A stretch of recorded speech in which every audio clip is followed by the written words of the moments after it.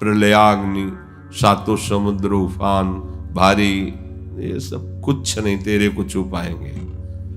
ऐसा ही है, ऐसा ही करते हैं भक्तों के साथ, ऐसा ही व्यवहार इनका है। ये बात मत भूलना, क्योंकि तूने कहा है कि हे प्रभु मैं तेरा हूं, तो मैं कह रहा हूं कि तू सिर्फ मेरा है, सिर्फ।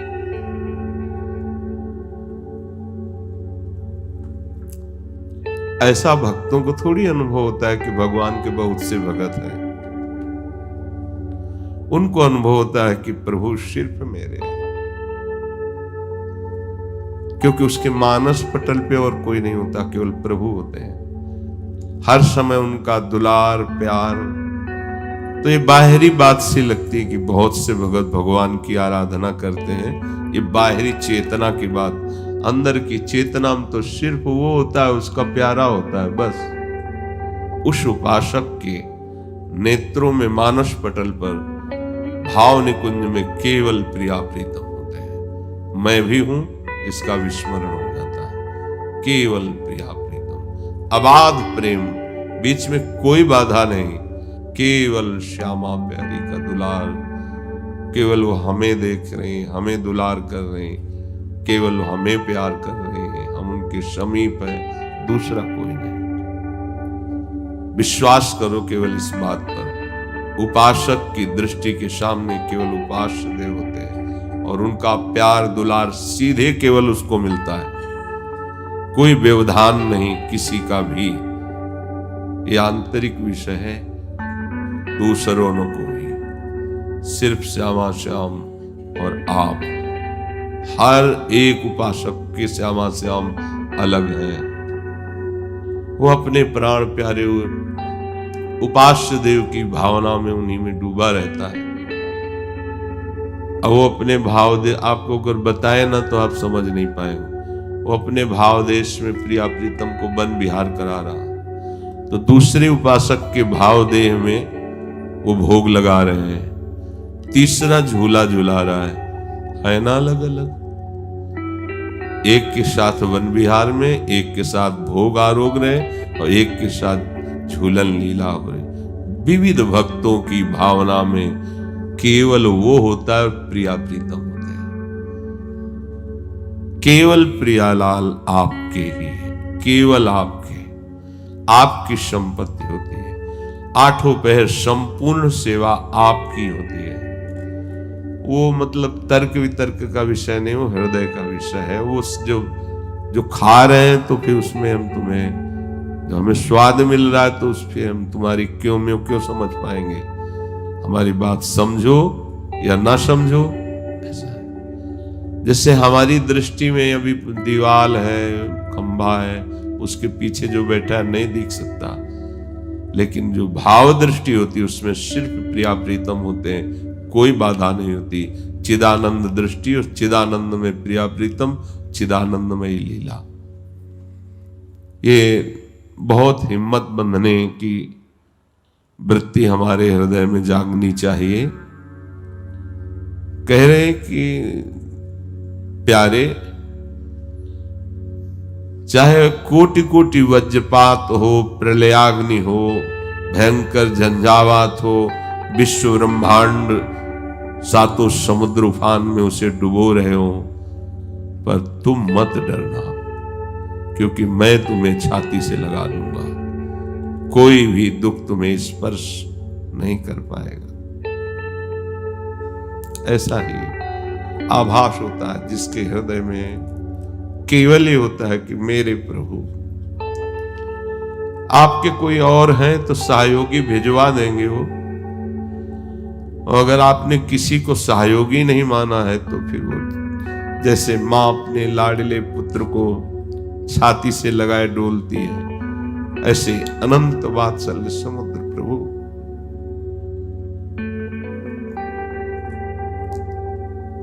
अपने जनों को हृदय से लगाए। ये वाणी का विषय नहीं, ये अनुभव का विषय है कि प्रभु कितना दुलार करते हैं। तुम समझते हो भगवान आएंगे, कभी दर्शन देंगे, कभी वो जाते ही नहीं। कह रहे एक क्षण के लिए मैं अपने भक्त को नहीं छोड़ता जिसकी जिह्वा पर सतत मेरा नाम है, और वो कह दे एक बार कि हे प्रभु मैं आपका, जैसा हूं आपका, तो फिर मैं उसकी सारी जिम्मेवारी स्वीकार करता हूं। देखो, तुम हमसे विमुख होकर तापित हुए हो, दर्शित हुए हो, क्षुभित हुए हो, श्रांत हुए हो, क्लांत हुए हो, विस्मरण के गर्त में चले गए हो, इस संसार स्वप्न को सत्य मानकर हाहाकार में फंस गए हो। ये केवल मायाकृत स्वप्न है, संसार सत्य नहीं है। यदि तुम नाम का आश्रय ले लिया है तो तुम्हें दिखाई देने लगेगा कि मेरे सिवा कोई नहीं है, मेरे सिवा कोई नहीं है। डरना मत, मैं पूर्ण का भी पूर्ण हूं।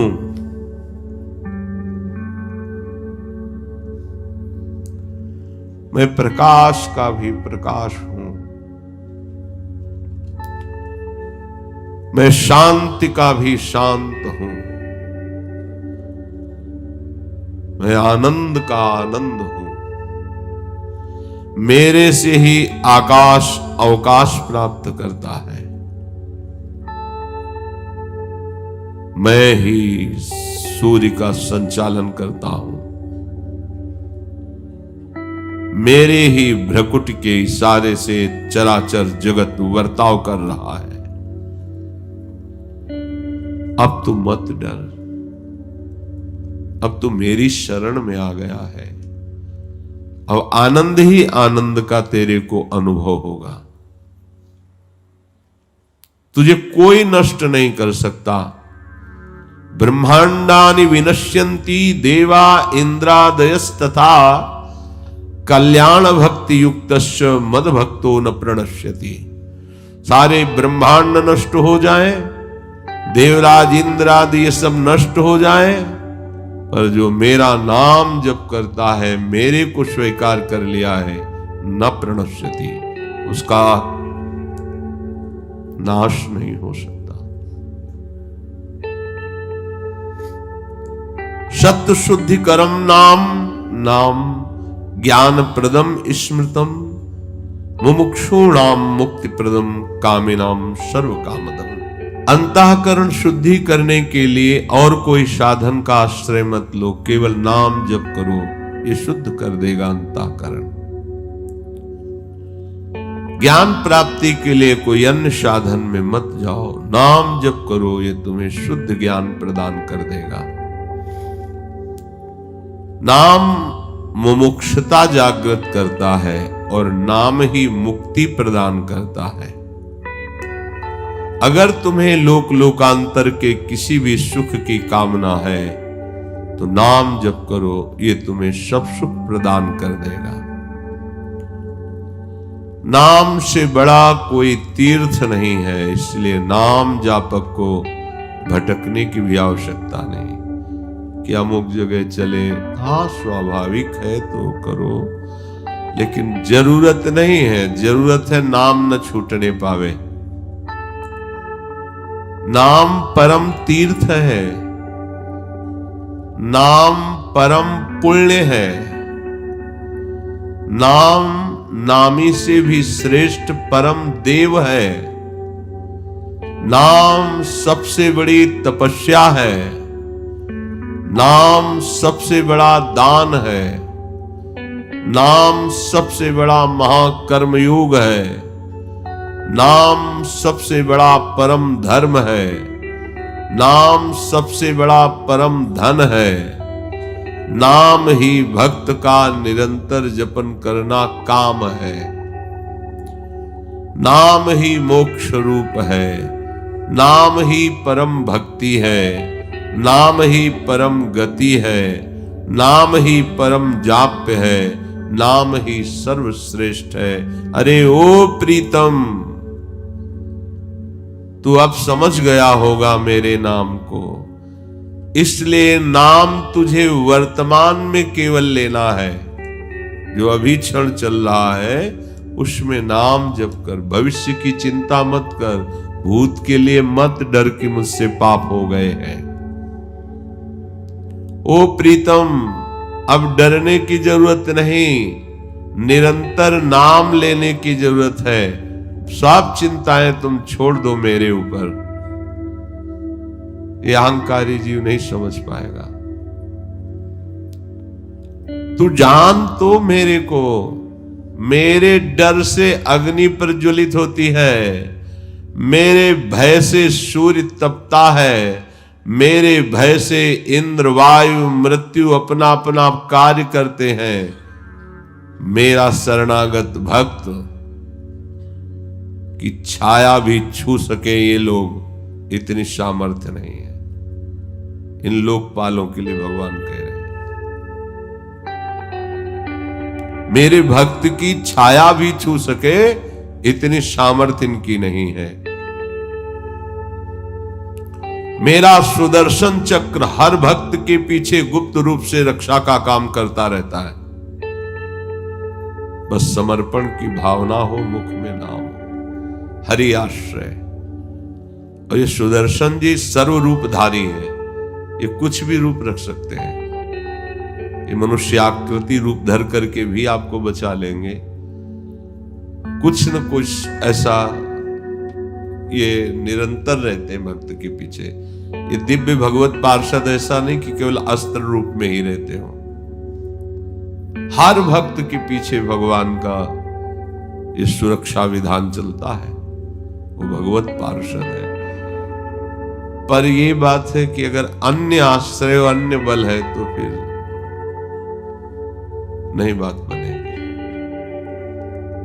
जो सरकार का विशेष पदाधिकारी होता है उसकी सुरक्षा के लिए नहीं लगा दिए जाते। और जेट दो क्या ऐसे है, हाँ, जो सिक्योरिटी ऐसे। भगवत भक्त के पीछे सुदर्शन चक्र की सेवा रहती है हर समय, डरने की जरूरत नहीं। आपका आश्रय दृढ़ हो और निरंतर नाम जप हो तो महामहिम भगवान के सुदर्शन चक्र जी हर समय पीछे रहते हैं। किसी की स्पर्श करने की सामर्थ्य नहीं मेरी आज्ञा के बिना।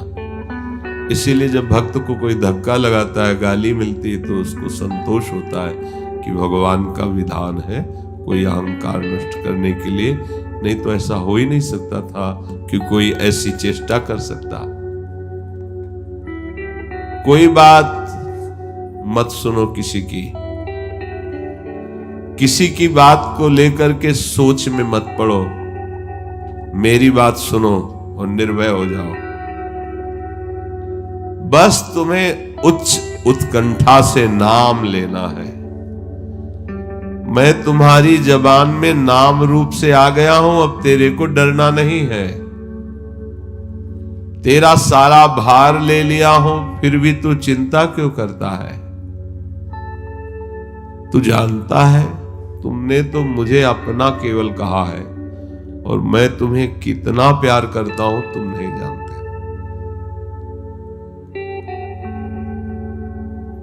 सच्ची। अगर वो प्यार न करें तो उनका नाम, उनका चिंतन, उनका भजन, उनके लिए अपनापन की स्थिति ये बिल्कुल नहीं रह सकती। माया बहुत मलिन स्वभाव की है।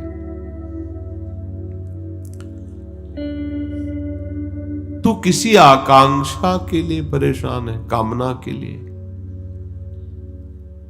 और मैं तुझे निराकांक्षी बनाना चाहता हूं।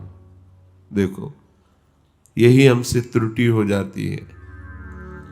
हम चाहते हैं कामना की पूर्ति और भगवान हमें निष्काम बनाना चाहते हैं। कह रहे हैं तेरी आकांक्षा इसीलिए पूर्ण नहीं कर रहा हूं कि मैं तुझे निराकांक्षी बनाना चाहता हूं, क्योंकि निराकांक्षी ही मेरे पास आ सकता है, मेरा प्रेम प्राप्त कर सकता है। देखो, मैं तुझे कितना प्यार करता हूं। जब तू मुझसे विमुख था और कामिनी की इच्छा की तो मैं ही तो स्त्री बनकर तेरे पास आया था। तुच्छ कामनाओं को जो जो तूने किया मैं ही तो वो रूप लेके आया था, मेरे सिवा कोई नहीं है। बहुत गूढ़ बात है। आपको जो पत्नी मिली ना, प्रभु ही है। पुत्र है ना, प्रभु ही है, वही बने हुए हैं। अब कर लो बर्ताव उल्टा या सीधा। उल्टा करोगे तो बंधते चले जाओगे और सीधा करोगे तो मुक्त हो जाओगे। भगवान है साथ में तुम्हारे। तू जन्म जन्मांतर में जो जो कामना की है मैं ही बना हूं, मैं ही। अब उन्हीं कामनाओं के दुख से दुखी होकर रो रहे हो तुम। इसलिए मैं तुम्हें निराकांक्षी बनाना चाहता हूं। कोई कामना तुम्हारे हृदय में न रह जाए। आओ ऐ मेरी अमृत संतान, अमृत संतान, लौट आ इस देह जाल से हट जा। प्यारे भक्तों, आप सभी को मेरा प्रेम भरा प्रणाम। आज की कथा का विषय बहुत ही रोचक और ज्ञानवर्धक है। आज हम जानने का प्रयास करेंगे कि हिंदू धर्म, ईसाई धर्म और इस्लाम धर्म, इन तीनों में सबसे पुराना धर्म कौन सा है। लेकिन इस विषय को समझते समय हमें एक बात हमेशा याद रखनी चाहिए कि सभी धर्मों का सम्मान करना हमारा कर्तव्य है। धर्म का उद्देश्य किसी से नफरत करना नहीं, बल्कि मनुष्य को सत्य, प्रेम, दया और अच्छे कर्मों की ओर ले जाना है। आज की कथा को अंत तक अवश्य सुनिए, क्योंकि हम केवल यह नहीं जानेंगे कि कौन सा धर्म कितना पुराना है, बल्कि यह भी समझेंगे कि सच्चा धर्म आखिर होता क्या है। बहुत समय पहले एक गांव में 3 मित्र रहते थे। तीनों एक दूसरे से बहुत प्रेम करते थे। पहला मित्र हिंदू परिवार से था, दूसरा मुस्लिम परिवार से और तीसरा ईसाई परिवार से। तीनों बचपन से साथ खेलते, साथ पढ़ते और सुख दुख में एक दूसरे का साथ देते थे। एक दिन गांव में एक विद्वान संत आए। उनकी चर्चा सुनने के लिए दूर दूर से लोग आए। संत जी ने धर्म, ईश्वर और मानवता के बारे में बहुत सुंदर बातें कही। संत जी की कथा समाप्त होने के बाद तीनों मित्र उनके पास पहुँचे। पहले मित्र ने पूछा, महाराज जी, संसार में बहुत से धर्म हैं, क्या आप हमें बता सकते हैं कि हिंदू, ईसाई और इस्लाम, इनमें सबसे पुराना धर्म कौन सा है। संत जी मुस्कुराए। उन्होंने कहा, बेटा, प्रश्न अच्छा है, लेकिन इसका उत्तर केवल एक शब्द में नहीं दिया जा सकता। पहले यह समझना होगा कि हम धर्म की शुरुआत किस आधार पर मान रहे हैं। तीनों मित्र ध्यान से संत जी की ओर देखने लगे। संत जी ने बोले, इतिहासकारों और समान ऐतिहासिक परंपरा के अनुसार इन तीनों संगठित धार्मिक परंपराओं में हिंदू धर्म की जड़ें सबसे प्राचीन मानी जाती है। ईसाई धर्म की शुरुआत लगभग 2000 वर्ष पहले ईसा मसीह के शिक्षाओं से जुड़ी हुई है। इस्लाम धर्म की शुरुआत 7वीं शताब्दी में पैगंबर मोहम्मद साहब की शिक्षाओं से जुड़ी है। लेकिन फिर संत जी ने हाथ उठाकर कहा, परंतु बेटा, केवल पुराना होना किसी की श्रेष्ठ या नया होना किसी की छोटा नहीं बनाता। सच्ची श्रेष्ठता मनुष्य के आचरण में होती है। संत जी ने तीनों मित्रों से पूछा, तुम्हारे अनुसार धर्म क्या है। पहले ने कहा, मंदिर जाना, दूसरे ने कहा, नमाज पढ़ना, तीसरे ने कहा, चर्च में प्रार्थना करना। संत जी ने कहा, ये सभी अपने अपने धर्म की उपासना के सुंदर तरीके हैं, लेकिन धर्म का सबसे गहरा अर्थ केवल पूजा पद्धति नहीं, धर्म वह है जो मनुष्य को सही मार्ग पर चलाए। यदि कोई व्यक्ति मंदिर जाता है लेकिन किसी गरीब को दुख देता है तो अपने आचरण का विचार करना चाहिए। यदि कोई व्यक्ति नमाज पढ़ता है लेकिन दूसरों से नफरत करता है तो उसे अपने व्यवहार को सुधारना चाहिए। यदि कोई व्यक्ति प्रार्थना करता है लेकिन किसी कमजोर इंसान की सहायता नहीं करता तो उसे भी अपने कर्मों को देखना चाहिए। संत जी ने बोले, ईश्वर को केवल शब्द नहीं चाहिए, ईश्वर को मन की सच्चाई चाहिए। हिंदू धर्म की परंपरा अत्यंत प्राचीन मानी जाती है। इसकी कोई एक निश्चित स्थापना तिथि केवल एक स्थापना नहीं माना जाता। इसकी परंपराएं बहुत लंबे समय में विकसित हुई है। और ईसाई धर्म की शुरुआत ईसा मसीह की शिक्षाओं और उनके जीवन से जुड़ी धार्मिक परंपरा से जुड़ी हुई है। इसमें प्रेम, क्षमा, दया और सेवा की विशेष महत्व दिया गया है। इस्लाम धर्म की शुरुआत 7वीं शताब्दी में अरब क्षेत्र में पैगंबर मोहम्मद साहब की शिक्षाओं से जुड़ी है। इस्लाम में एक ईश्वर में विश्वास, इबादत, दया, दान और अनुशासित जीवन को विशेष महत्व दिया गया है। यदि हम इन तीनों धार्मिक परंपराओं को समान ऐतिहासिक दृष्टि से देखें तो हिंदू धर्म की सबसे प्राचीन मानी जाती है, लेकिन इस उत्तर का केवल किसी को घमंड या किसी दूसरे धर्म को छोटा समझने की भूल नहीं करना चाहिए। तो भक्तों, आज का ये प्रवचन प्रेमानंद जी महाराज का आपको कैसा लगा? यदि आपने अंत तक इस प्रवचन को सुना तो कमेंट बॉक्स में राधे राधे ज़रूर लिखें और हमारे चैनल को सब्सक्राइब ज़रूर करें ताकि इसके बाद का वीडियो सबसे पहले आप तक पहुँचे।